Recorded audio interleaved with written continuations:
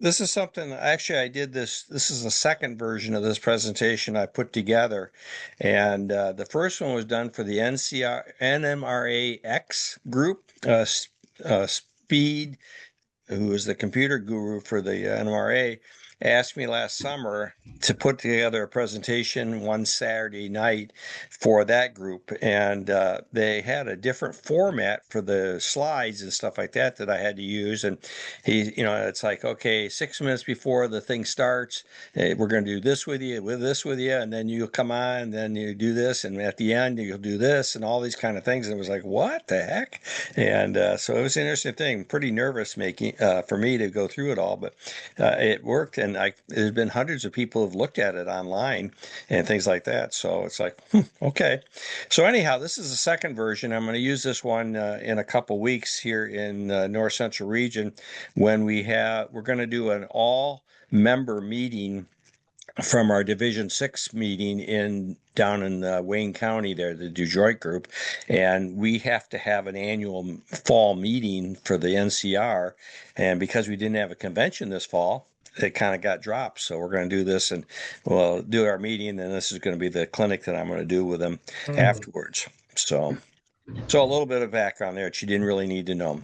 So with this, what we're going to do is we're going to talk a little bit about hazard classes, placards, the emergency response guidebook, and the numbers, flammable and combustible liquids you need to know about, tank car classes, the FAST Act, which I'll define in just a few minutes. It stands for Fix America Surface Transportation Act that was started in 2015 and came to an end in 2025, which said all of a sudden all these tank cars can't be used in America to move flammable liquids. So again, you got to know flammable versus combustible, and then some things around the high hazard train rules and stuff that we'll look at. And so we'll look at those individually.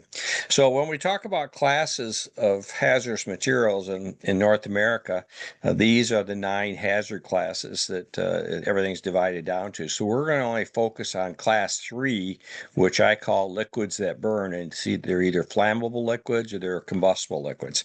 And down at the bottom, there's an interesting note that you may or may not know that we call these hazardous materials in the United States.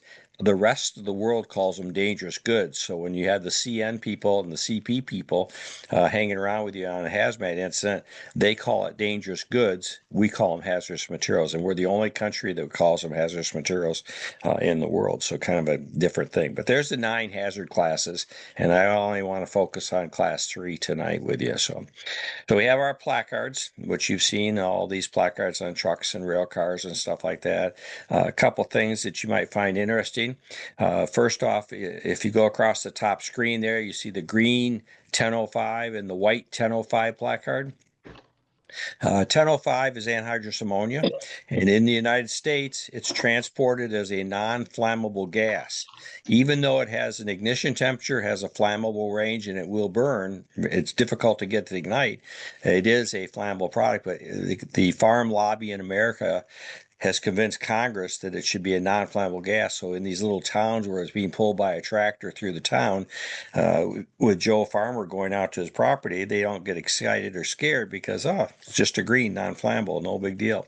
But if you go outside of the U.S., it's a white placard, poison gas placard, inhalation hazard, and that's the way it is all across the world. So you've got that situation. 2 different placards for the same product, U.S. versus Canada. Now, some of you may have looked at the Scale Trains group, and they're just releasing a whole series of DOT 112 placarded tank cars that would be proper for LP gas and anhydrous ammonia, stuff like that. Just a recent thing. And I've been working with them on some other projects, and then they told me about this and they were going to do it. I said, what placard are you going to put on that tank car for the anhydrous? And they said the green one. And I said, well, you just lost all your Canadian shoppers because that's not how it is in Canada. Well, that's interesting. And I said, just a fact of life. And I said a green anhydrous placarded tank car can go to the border and cross, and then all those placards have to come off and a white placard put on it through Canada. But if you bring a white placarded tank car to the United States, the white placard can stay on it the entire trip through the United States, and then all the way to back going home again. So I told him, I said, you got a couple of options here. Make it a white placard on the tank car, and everybody can buy it and run it. If you put a green placard on it, the Canadian people won't shop with you. If you go to you could go to decals and put a green or white decal in the box, and with 4 of them, they can put them on whichever color they want, or you can leave it black and say it's cleaned out. It's all ready to be loaded, but there's been nothing in it. It's all cleaned out and sanitized, or whatever you want to use in the place of that. So they have decided they're going to go with green placards at this point. And they said that we've had no success with people putting decals on their tank cars. Didn't think that was a good idea at all. And so I said, well, you just cut out the Canadians buying a new tank car and stuff like that. So we'll see if it changes, or they may do another run down the road and put white placards on them. But yeah, so something different there. You see up in the corner there, it's behind, in my case, it's behind the little pictures of us, flammable versus combustible there, the red placards. And again, that's the group 3. You see the 3 in the bottom of the diamond there, and the little fire signal above the words and stuff like that. So we're going to talk about flammable and combustible liquids here. So across North America, we used a common book here, the 2024 Emergency Response Guidebook, to deal with our hazardous materials, to look up the products and their hazards, things like that. To the left of the screen there, I gave you 3 placards, 1170, 1987, and 3475 are all ethanol placards. And so 1170 is pure ethanol. 1987 is denatured alcohol, which has 3 to 5% gasoline added to it before it leaves. And then 3475 came from California, and that means gasoline with more than 10% ethanol in it. And so those are the 3 of them that we use for that. So when we talk about ethanol as a flammable liquid, there are really 3 things to look at. So 1170 is pure. 1987 is denatured, which has 3 to 5% gasoline added to it, and 3475 is gasoline with more than 10% ethanol in it. So you'll see those on trucks going to gas stations and on railroad tank cars and stuff like that. So, all right, so let's talk about this flammable liquids business. So there's 3 definitions of what a flammable liquid is in America, and that's kind of a challenge. And so, as I say here, flammable liquids, NFPA says, the National Fire Protection Association says, it's a liquid with a flash point below 100 degrees. All right. So when I worked for Consumers Power Company and was in charge of all the fire training for the company and traveled around the state, anytime we had a liquid that was a flammable liquid, it was in a red safety can. If it was in a blue safety can or yellow safety can, it was a combustible liquid. You had to have the product's name on it, but there was a difference. And by just the color of the can, the safety cans, you could tell the difference. All right. So NFPA says anything below 100 degrees is a flammable liquid. Department of Transportation doesn't like that. They say a flash point below 141 degrees. So it's like, okay. So DOT asked NFPA to change their definition. They said, no, we're not going to do that. It costs industry way too much money to use your definition. So NFPA stayed with what they had. DOT came along with what their new one is, or what they use, of 141. So well, I'll come back to that in a second. So on combustible liquids, it's anything over 100 degrees is a combustible liquid. And for DOT, it's anything over 141 degrees.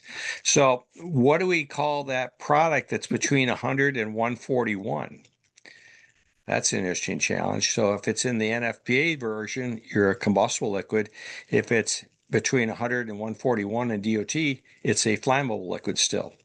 So there's kind of an interesting challenge right there, which can be a problem to look at.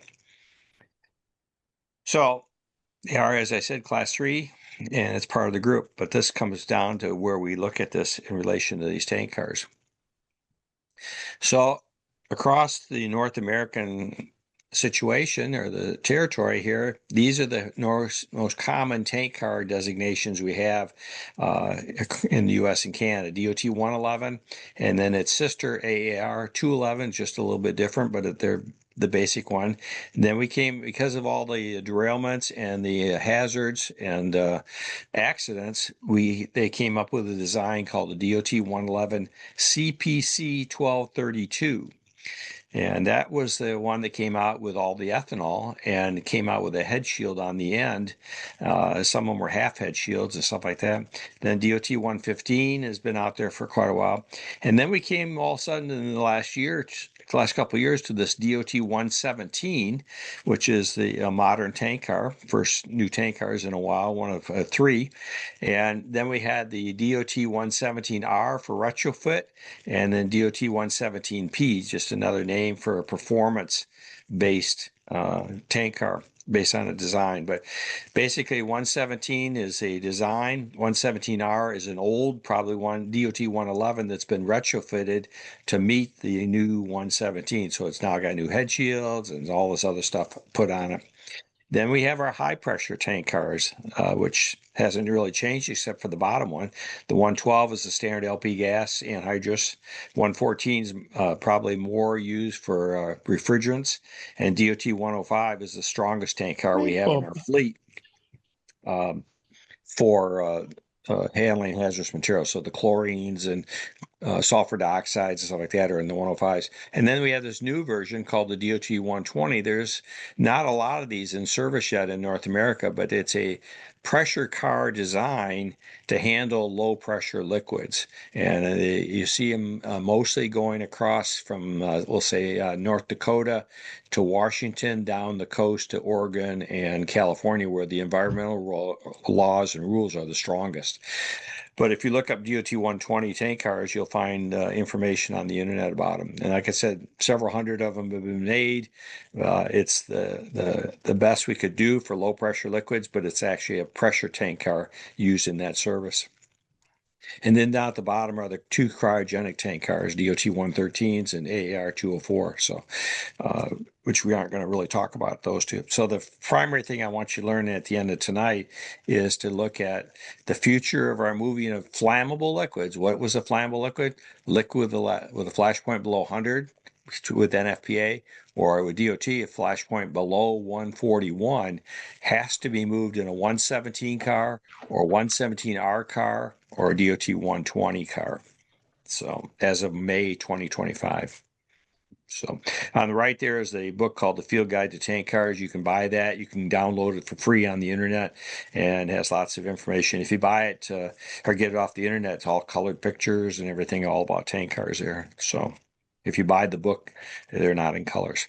Now, why did this all come about? Well, as I said, we've had some bad history with tank cars carrying flammable liquids, crude oil, ethanol, the two biggest culprits. So again, we've had some of these incidents over the years where they derailed, caught on fire, derailed, ended up in a river or lake, whatever, and emptying their products into the water and stuff. So we had to do something about it. And the primary two that took the biggest hit were the crude oil, 1267, and the ethanol, which, as I show there with the 1987, which is denatured alcohol. But there's other ones, as I mentioned already. So those things, when they got out of the cars, were the biggest problem. Certainly other flammable liquids have gotten out of cars, but these are the two that took the biggest hit. Back in Quebec in 2013 was the worst incident we had, and that's where all these tank cars came down the hill because of an engine problem they had there and came into the town late in the evening and broke open, and there were 47 people killed. There's only been 3 or 4 other people who were killed in tank car accidents involving flammable liquids. 47 died in this incident here when the cars basically hit a bar.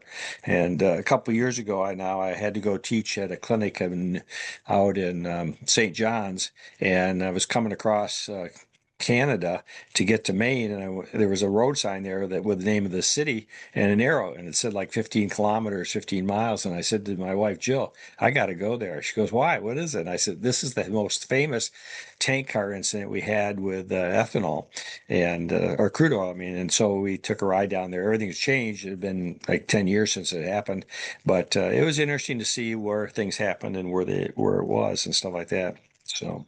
So this is just a picture from the internet that shows all the tank cars laying there in the downtown of the city. And again, 47 people died that night with this runaway train that came down the hill. So bad situation. So again, we had to do something. And that's when in 2015, they created this thing called the FAST Act. FAST standing for Fixing America's Surface Transportation Act. And again, Canada was right along with us on it.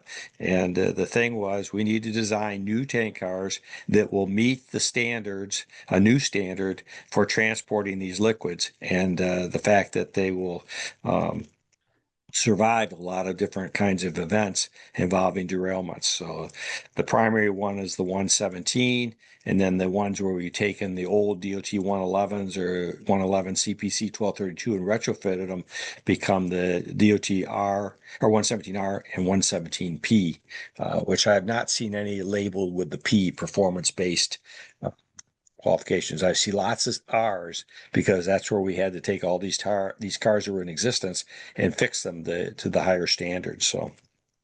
So you see lots of R's out there, and occasionally you'll see a 117.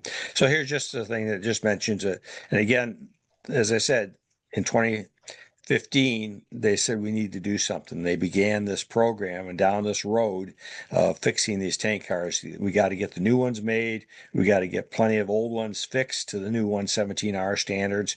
And we got to encourage people to buy the 120s and go from there. So it's been up. So as of May, that we finally hit the end, and everything has to be in the right tank cars now for transportation. So this just looks at the dates. So you can see on the left there where I talked about 111s, jacketed, non-jacketed, CPC 1232s. Again, when was it? What year were they looking at having it phased out? And there's some other stuff going on. There's some other dates coming up, but right now we're at the 2025 May date. And it changes it. Yes. Thought there was a question. Okay, we also use some terminology here, high hazard flammable train. They call these key trains. And the trains, when they sit down, they block the cars and put them in here and call the key train. They'll talk about high hazard flammable train based on the number of cars that are in the train they're calling flammable liquids. And they get special routes for these things and try to avoid going through cities and stuff like that. Coming down with a cold, so I'm going to take a drink here every now and then. And then the high hazard unit train where we're transporting 70 or more cars with the flammable liquids in them. So when you see the unit trains, that's what we're talking about, some of these. And if it's just a regular freight train, again, does it have how many cars? Are they continuous cars or are they just spotted throughout the train? These are all rules that came from the FAST Act. So when we look at this now, here's your list of tank cars that we talked about earlier. And if you look over on this picture there, you can see the spec right there. In my case, it's below everybody's picture here. If I move that over. So it says DOT 117J 100W. So the J, if we go backwards, there are 4 letters that are used. Actually, there's a 5th letter, and I have not seen it, but for them normally, A, S, T, and J. A means it has shelf couplers, and all tank cars have to have shelf couplers. And then S stands for head shields, full head shields on each end. And then T is for thermal spray-on insulation. You don't see those tank cars very often anymore. And J stands for jacketed with insulation underneath it for the tank cars and full head shields on the end. Excuse me, I think you're not presenting what you're talking about, and what's on the picture here is completely out of whack. Yeah, it didn't advance, it looks like maybe. Yeah, There you go. there you go. That's just what you went through. Okay. Okay. Sorry about that. Yeah, no, I was just this was the next slide coming up, but Okay. that's okay. So there you get the information about A, S, T, and J as far as what that is. So you may not have ever paid any attention to it, but that's what those are. So the J is a jacketed tank car. It's got insulation and head shields and all that kind of stuff. So you'll see these with an R, and the R standing for retrofit there. So the 100 is tank test pressure, and W is for welded construction. So we go down that group of things. So, all right. So this is let me get you guys. So here's a DOT 111, and it's a low pressure general service car. And this is just a straight car without head shields. And the tank, that's the actual product on the other side of that steel wall there. There's no jacket or anything on it. And as a DOT 111. And there's lots of DOT 111s out there, different sizes, shapes, capacities, as we go through the types of tank cars. And sometimes when you look like at this one, it looks like a pressure car. You see the bottom of it, how it's kind of bowed and stuff like that. So if you're not looking quickly, you're and not studying it for a second, you'd say, well, that's a high pressure car. It looks like an LP gas car. No, always look at the top and count the number of things that are on the top coming out of the tank car. If there's more than one thing coming out of the top, it's a general service car. If there's only one thing coming out of the top, it's a high pressure car. And that's how we tell. So this one, if you look at the things on top there, there's more than one, and that would say it's a general service car or low pressure car. So here's again some more DOT 111. These are corrosive cars, so they're carrying acids or bases. So all in that same family. Here's another example of a low pressure corrosive car. And you can see the plaque card there is black and white for Class 8. And here's a DOT 111 multi-compartmented tank car. So we got 4 tanks, which would mean it's going to have 4 placards on each side for 4 different products, or maybe the same product.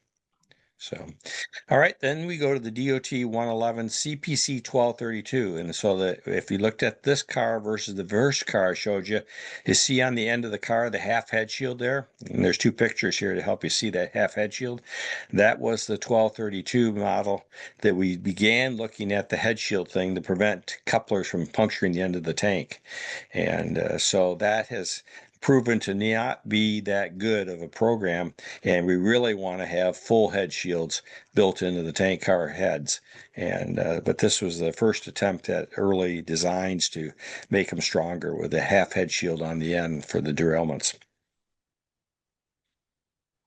There's another example. And remember this looking tank car here with the white and the black stripe on it. I'll show you something later on about, but you can see the half head shields there. So there were lots of these crisscrossing the country with flammable liquids in them. And because that was the best we had at the time was the half head shield situation. All right, here's an AAR 211, which is like the 111. It's just a few things that can be different. And generally they're hauling agricultural products, corn syrup and various things, class 9 liquids, miscellaneous kind of things. So, all right. So then along comes this, this whole situation of the DOT 117s and coming out and so here's a picture of a DOT 117R, a 117. And you can see that it has a big housing up on top there, and all the valves and stuff that used to be sitting on top of the tank car are inside that housing, so they're protected in derailments. And then down there, right next to it, there is the just like that. I can't think of the term. We open the lid for to get in there and stuff like that. And so when we look at, you can see the 117J showing that it's jacketed. It has a head shield and insulation underneath. The insulation is designed so if it gets flame impingement, it will last longer. And then on the next picture there, you can see the top container, which has the liquid valve, vapor valve, and other things are all inside there protected. So, okay, here's another 117J. So again, and you can see the difference on them. They all look the same in these new, but they do look different than the old 111s with the valving up on top. So again, here's a comparison of J versus R on the specifications. So, all right, another one, and this one's got crude oil in it. So 1267. So trying to get that out of the way here. So whoops. So anyhow, just shows same thing. And this was a methanol car I came across. And again, methanol has a flash point of 52 degrees. So what is that, a flammable liquid or a combustible liquid? Combustible.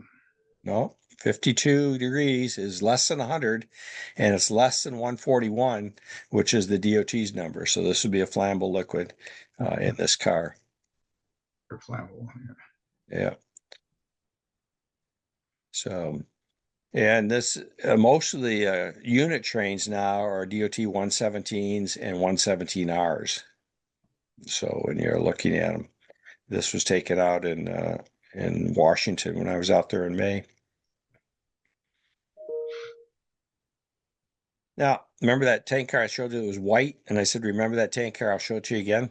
So the manufacturers produced a lot of DOT 111 CPC 1232 tank cars. So here's a unit train with that white car and the black stripe on it. And so there was lots of these that came out. And people have been running them and unit trains on their layouts. This was at the National Train Show this summer. And it was great, except for one problem. As of May 2025, that is illegal and incorrect. Oh, So you have to decide, this is kind of where we're going. If you're a real railroad, you're in big trouble. You know, if you're a model railroader, you're going to have to think about an answer for this situation. What am I doing? And that kind of thing. But Yeah. as of May 2025, this is illegal, wrong, and completely unacceptable. He just models before May. yeah, That's- just change your era. Yeah, it could be. Yeah, that could be. So the situation is such that the real railroads had to comply with all this. And we're going to come to this question here, and I'll introduce it right now.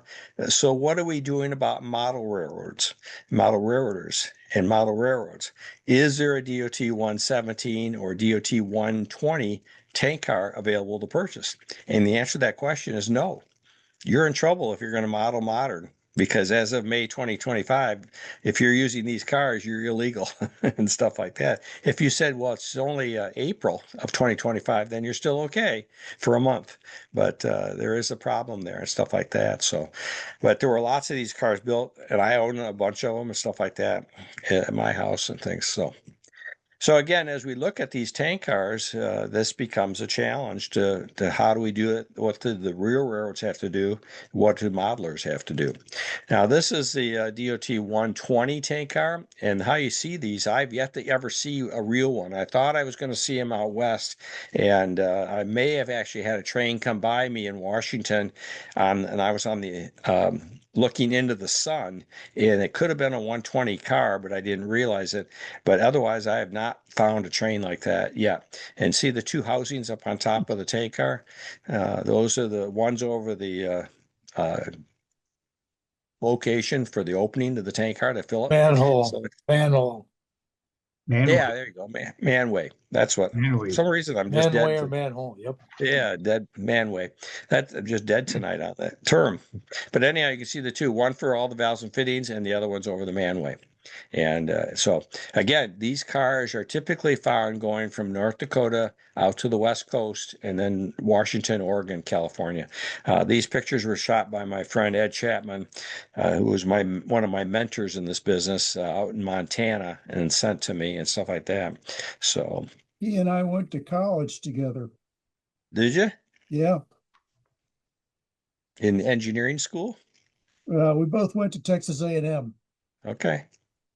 Well, he's a good friend of mine. He lives in Crystal Lake, Illinois, and we get together on a regular basis for a bite to eat or communicate daily and things like that. I went to work for him back a number of years ago. I was living in New Mexico. I was the hazmat team leader for Diana County, which is Las Cruces to the border, and I got let go because I wasn't Hispanic and I didn't speak Spanish, and my boss was jealous of the things I was doing across the country.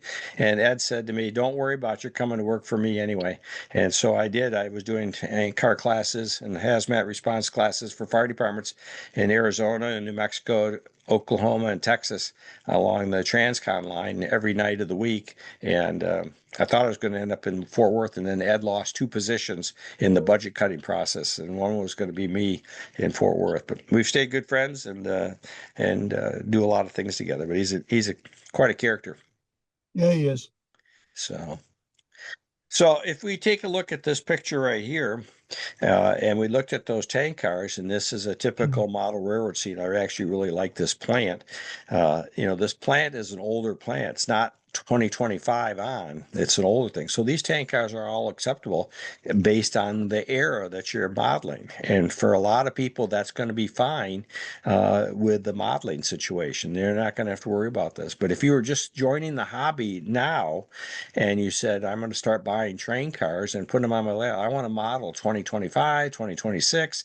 There's great engines out there with nice colors. There's going to be a new engine maybe between the Norfolk Southern and UP, something like that down the road. I want that engine and stuff like that. Well, then you're going to be in trouble as we look at these tank cars. So the era that you model in is going to make a big difference in the future. So again, another example, petrochemical facility. So if you're going to model this in 2025, these cars are going to have to be what? DOT 117s, 117Rs, or 120, of which there's nobody making them at this point in time. Now, if you look over at agricultural products and combustible liquids, then your old tank cars that you owned would be just fine. But if you're going to do flammable liquids, flash points below 100 or flash points below 141, you're going to be in trouble at that time. And again, so eras are going to be very important when you decide how you're going to model and what you're going to model, and knowing something about the liquids that you're going to transport. So here's some new ones. The left picture is ADM in Cedar Rapids, Iowa. I was the county emergency manager in Lynn County, Iowa, Cedar Rapids area when the flood occurred there in 2008. And then the other picture down here on the right is a paint company, Sherman-Williams in Holland, Michigan. And today they were changing out tank cars, but I didn't stop to take pictures. But these are acetone. So if you looked up acetone tank cars, acetone, that's a flammable liquid. So these would have to be 117s or 117Rs or 120s in place today. So up until May, they could have been 111s or 111 CPC 1232 tank cars. So, and as I say here, there's more to this than just adding a placard to a tank car and stuff like that. So understanding the different classes of tank cars, understanding flammable versus combustible liquids, things like that are all important. So as we said, is there a problem? And the answer to that is yes. There's nobody making them. And I'll talk about that in a second here. Here's a tank car I found down in Hartford, Michigan this spring. And when I looked at it and took the pictures, the placard is 1230, which is methanol. And then you look up at the numbers up there higher, it's a DOT 111A. So compliance or non-compliance?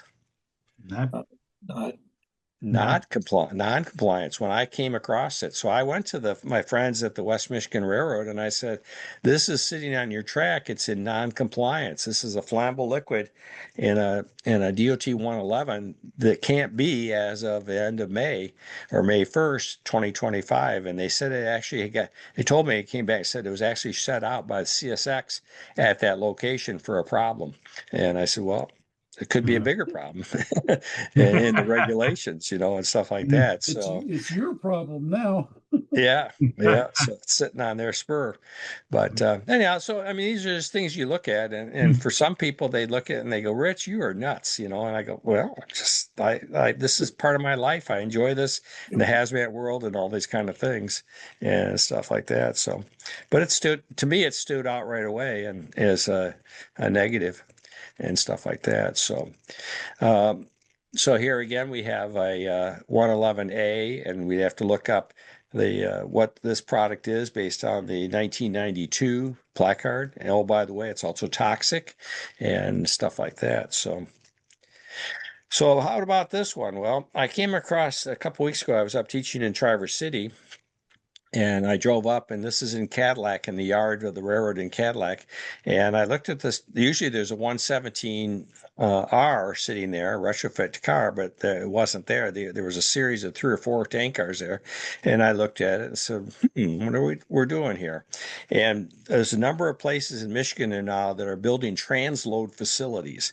And transload facilities meaning they're taking products from trucks and putting them in railroad cars and then shipping it to somebody.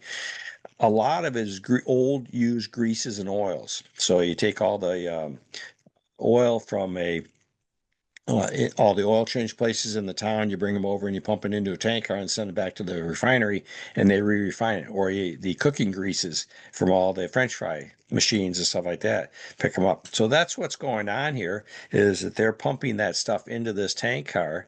And so you get a little closer and you see the hose there going up into the manway. And then the DOT 111A, okay, so is grease or oil. And then below that, there was the placard, used oil, it said on the side of the car. So is that flash point below 141 or above 141? And I would think a good share of that oil and stuff's going to have a higher flash point. So they can put that in this old car and transport it that way. Eventually, they'll have to get a placard for it. But right now, it's this old used oil that they're picking up. Probably all the oil change places in the greater Cadillac area, they're picking up and bringing it over. So, and I found this in El Paso and other places. The matter of fact, I just sent an email tonight to the West Michigan Railroad guys asking if they were going to start doing this up in Hamilton, Michigan. And they've got a little transload yard up in Fillmore, just south of Holland. It looks like they're preparing to do some things there, but they do a lot of this down in Hartford. So kind of again, as we get towards the end, flammable versus combustible liquids. Again, combustible liquids have a flash point over 141 per DOT, over 100 per NFPA. And the FAST Act says these liquids that are above or below 141 must be in DOT 117 or 117R or DOT 120, which is a pressure car, but used for low pressure liquids. And then you look at the signage there, and the placard for a combustible liquid can either be red with a 3 in the bottom of it, or it can be red with a white diamond, white square, white triangle, in the bottom there to say that's a combustible liquid versus a flammable liquid. So there's the common placard. It either says combustible or it has the white diamond or white triangle on the bottom for a combustible liquid. So what we've learned tonight, I hope you'll be able to use it when you're watching trains go by. And as I do commonly and stuff like that, looking for that 120 car that I can get a picture of in the future instead of using Ed Chapman's pictures that he sent to me. And he has not seen any more of these cars in the last few years. Would begin new activities. So then I want you to look at this end of the tank car more. And this is a DOT 120. So again, that's a pressure car versus a low pressure car, LP gas.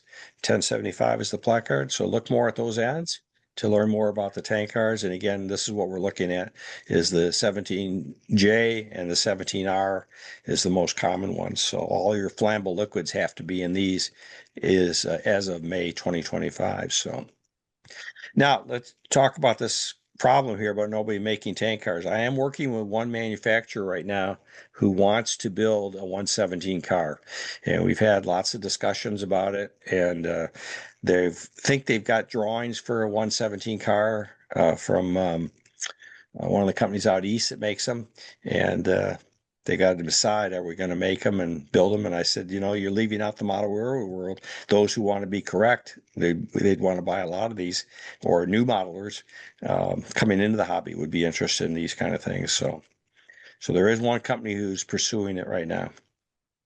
And so thoughts, ideas? Hey, Rich, Mike Herbola here. You were talking about low pressure versus high pressure cars. What's the difference and what's the range? Low pressure cars are 0 to 100 PSI is the operating pressure, and high pressure are 0 to 500. And there's now chlorine cars that go to 600 PSI. Really? How often do they have to be tested for pressure? Well, that's where you go back to. Let me go back to these things right here. You see where it has these years? Okay. So if we go back a couple slides, whoops, see down the bottom corner there, thickness tests, that's where you're going to find at the bottom it says PRD, pressure relief device valve, 75 PSI. That's where you get the frequency right there of how often they have to be.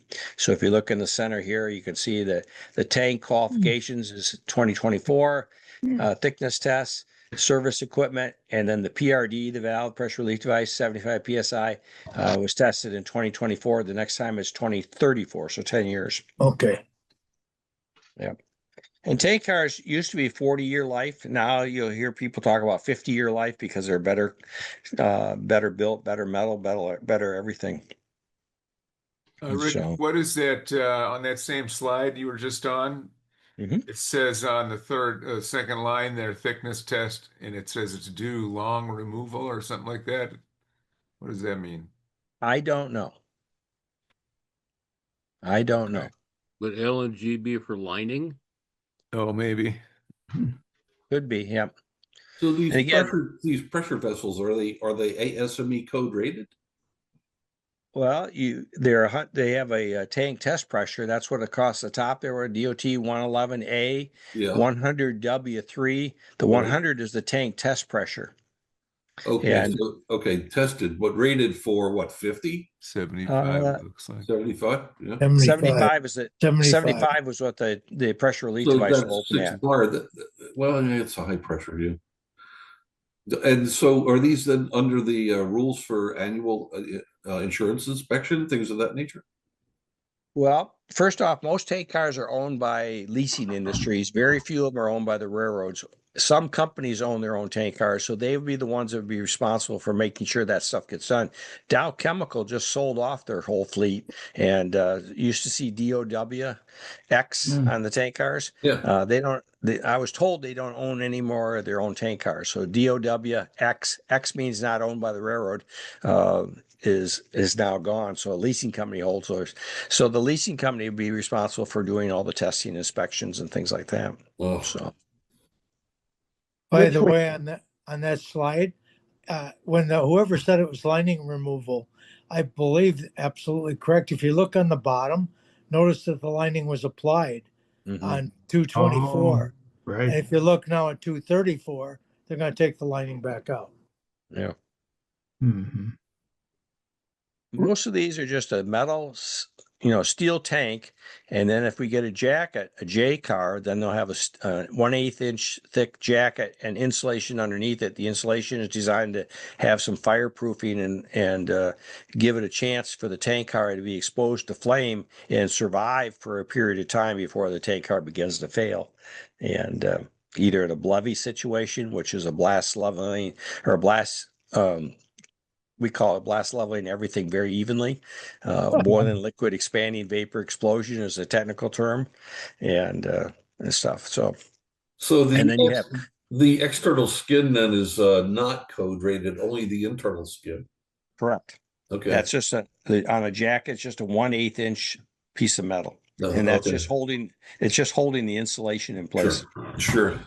Do you know what they're insulating with? Is it a blanket or Yeah, it's a yellow colored material, and I don't remember a thermal kind of stuff. I have pictures of it in other Okay. presentations, but I'm just curious in terms of what it's rated for. That's all. you probably, if you did some searches on the internet, you could probably find that out. I'm going to. It's curiosity. Okay. So- Rich, when you say that this or that car might be illegal, Mhm. is this an FRA? Are they primarily the enforcer of this? Well, the DOT and the FRA and the AAR are all going to be tied hand to hand in this and stuff like that. And so I would say the DOT is the primary one. They're the ones that are issuing the rules on this. But do they really have people out in the field looking yeah. at cars on a siding? Yep. Well, okay. Yep. Yeah, I considered that for a job opportunity a long time ago. Hey, So- Rich. Mhm. You said that they've done the reinforced manway and valve at the top of the tanks. Have Yes, they done anything with the bottom outlets of the tanks to make Yes. those more safer? yes. The bottom outlets in a lot of the cars will actually have a big. Let me drive you crazy here with the pictures flying by, but That's okay. yeah, no, I'm looking to see if I have one that has the writing on the side that describes the valve outlet. I don't think I have one in here, but next to the ladder, where the ladder comes down to the bottom of the car, there's two yellow squares. A lot of times they'll have new information painted on there or stenciled on there that talks about the new valve outlet in the bottom and how the handle comes off and how to work it and all that kind of stuff there. So that Right. Possibly in that white area or inside the yellow. yeah, but it ought to actually be painted in yellow. And I've also seen cars I just didn't put them in this presentation. There are stenciled that says this is the type of car, a product that can be carried in these cars, and the deals with flashpoints. So, Okay. yeah. Yeah. I've I'll have to seen, pay a little bit more attention next time I'm stopped here. Yeah, this one on the side. I've seen some tank cars with like ramps on either side of the valves. Yeah, that's so that in an event, hopefully whatever is going to knock the valve off slides over the ramp. yeah, that's skid protection. And the only ones that I've seen with skid protection were with phosphorus products in it and stuff. But if you look at this one here, down on the right side of the ladder, you see the white lettering there. Yeah. That would be talking about the valve on the bottom and opening it and securing it and stuff like that, or removing the handle. So, because there have been a number of them that, if you skid it along the surface there, you're going to take off the equipment. Yeah. So, are any of these cars, the older 111s, being rebuilt or repurposed? right, they're making them into the 117Rs. Oh, they are. Okay. Yes, that's where they're getting all the 117Rs is from the two tank cars, Ah, 111, okay. and Very then good. the 111 CPC 1232s are the ones that are being fashioned into the 117 retrofits. The J means it was originally built as a 117 car. The Okay. R means it was built as a 111 or 111 CPC 1232 and has been converted and upgraded to the 117 standard, and that's why they put the R for retrofit. Okay. All right. And all the 117s have jackets on them, correct? Yes. And so, or basically all new cars have jackets on them. Yeah. So you'll see them with head What- shields, Yeah. full head shields on the end, the jacket, insulation, What, and shelf couplers. What about, The head shields could be 3D printed by some manufacturer to put on existing models. Well, they're going to be built into the head shield end of the tank, so you really wouldn't see any difference there. yeah. Right. What's the expected life of one of the tank? Oh, 50 years. yep. And Used to be- are they then taken off the rail at that point, or can they be inspected and recertified? No, they're cut up and Good. Okay. scrapped and stuff like that. Yeah. And that, like I said, for years it was 40 years, and then I've heard it's gone to 50 years because of the newer construction and things like that. But Sure. the scrapping of them. So Excellent.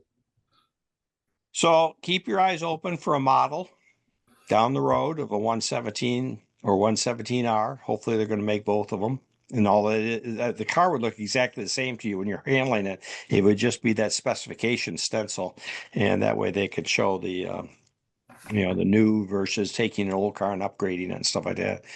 So that'll be the future. And if they'll ever make a 120 tank car, which is again is a pressure car with the two housings up on top, but it's used in low pressure service, that will be interesting. But I don't think you're going to see that because they're not that popular. If you go to DOT 120 on the internet and look it up, you can find information about the cars, and there's not a lot of them being built and stuff like that.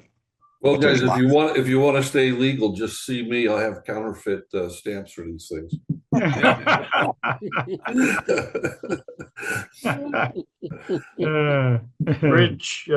Rich, when did the railroads go to that tabular type of specification on the car? It was maybe 10, 20 years ago, 15 years ago. Just a while back, I looked that up, that grid surface, grid Right. thing. And I found it and I can't remember now what the date was. Mhm. But early 2000s, you're saying? In the last 20 years or less, 10 years, Okay. 15 years. Mm. How's Mr. Bob Blake doing today? Oh, I'm hanging in. You got your snow all shoveled out of your driveway? No. God put it there, God will take it away. We got between 12 and 15 inches between Saturday night and Sunday morning. And it was too heavy for my snowblower to move out of the driveway. I had to hand shovel it all. Oh, God.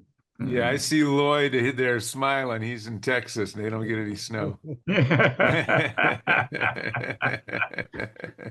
Yeah, I just talked to a guy in Austin today. He goes like, "What's the weather like up there?" Well, we got 10 inches of snow and it's going down to 6 degrees. 6 degrees. It's man, if it goes down to 40 here, we think we're gonna die. Yeah, in early Getting December. below it's zero crazy. in some states here. Oh yeah. Oh sure. 6 below yesterday morning. Yeah. Wow. Right. Wow. I just remember one thing about all the snow. That's what fills up Lake Michigan for us in the summer. There you go. Yeah, we need some of that. It's going down pretty bad. So that's basically the program I wanted to give you and share with you some of the information. And again, I find it interesting because I enjoy looking at tank cars and dealing with tank cars and the hazmat and the fire as a firefighter and hazmat training and all that kind of stuff. That's the area I spent an awful lot of my life in, teaching this stuff. And so I find it interesting. But then, like I said, as I got talking to the vendors this summer at the National Train Show about, so who's working on one of these? And nobody was working. Now, there were several of the major manufacturers. Walters wasn't there. Atlas and Athearn weren't there and stuff like that. So, but I haven't seen anything in their ads about this. And so, again, I asked 2 companies if they would like to have somebody work with them to help them put this together. And one said yes. Well, they both said yes, but only one contacted me back. And that's the one I'm working with. So Good. but Good. so we'll see what happens on it. But I just want, if you're joining the hobby today in 2025 and you want to model 2025, you can carry lots of non-flammable products in tank cars and be okay in your CPC. The 111s and CPC 1232 tank cars, you'll be fine. But if you want to move flammable liquids, it's illegal and you have to come up with another plan. But I think it's an issue for the future of the hobby and those who are in the knowledge of tank cars. Or you can just run whatever you want and don't worry about it. Nobody's coming to your basement. There's no basement cops coming to your house. Well, I appreciate that now you've given me some reason to watch that boring unit tank Yeah, right. coming down on the Sioux line from Canada to Twin Cities. Mm-hmm. Well, you'll Look see for those 117. 120s. You'll see 117Js and 117Rs, going by you and those unit trains and stuff like that. And you can think about the term key train, which has specific routes that they take. So they try to avoid going through cities and certain speeds that they're in. Again, trying to reduce the opportunities for derailments with those. And then they have the definitions for the different kinds of trains. But this has all come along in the last 20 years and with the derailments and the problems with ethanol and crude oil in the communities and stuff like that. So did you go to the big one in Dakotas when that one occurred? No, other than by watching it on the internet, and stuff like that. And I used to live in Cedar Rapids, and the UP comes through Cedar Rapids, and there's 2 mainline tracks that come through there. So lots of tank cars going by. They were going between Omaha and Chicago there and stuff like that. So, Good presentation. Thank you very much. Yep. Great. Yeah, nice job, Rich. Appreciate you putting that together and showing it. What's that? It's not for everybody. you got to have an interest in it, and you got to understand some basic things at the beginning, like what's a flammable liquid, what's a combustible liquid, and some of those things. You got to kind of get through those things and just kind of bring everybody up to a certain level, and then we can talk about the next thing after that. So if you didn't know what a flammable liquid was or a combustible liquid based on the specification, it becomes a thing. And again, as I mentioned to you, there's actually 3 definitions. NFPA says it's the change point's 100. DOT says it's 141. And in the hazardous waste business, their definition changes at 139. So we actually have 3 definitions between flammable and combustible in North America. Split World MasterCard, you can pay later on every purchase. All right. Well, great job, Rich. Thanks very much. Okay. Thanks everybody for joining. Next week, we are going to have a presentation from Bob Wondrock, who's going to present on his years working for the Sioux Line. So we look forward to that. And if you're interested in presenting, as always, just let me or Ron know, and we'll get you on the schedule. Everybody have a great Thursday and stay warm. Good Take night. care, Take John. care. Good Thanks, night, guys. everybody. Thanks again, Rich. Night all. Yep. Bye-bye.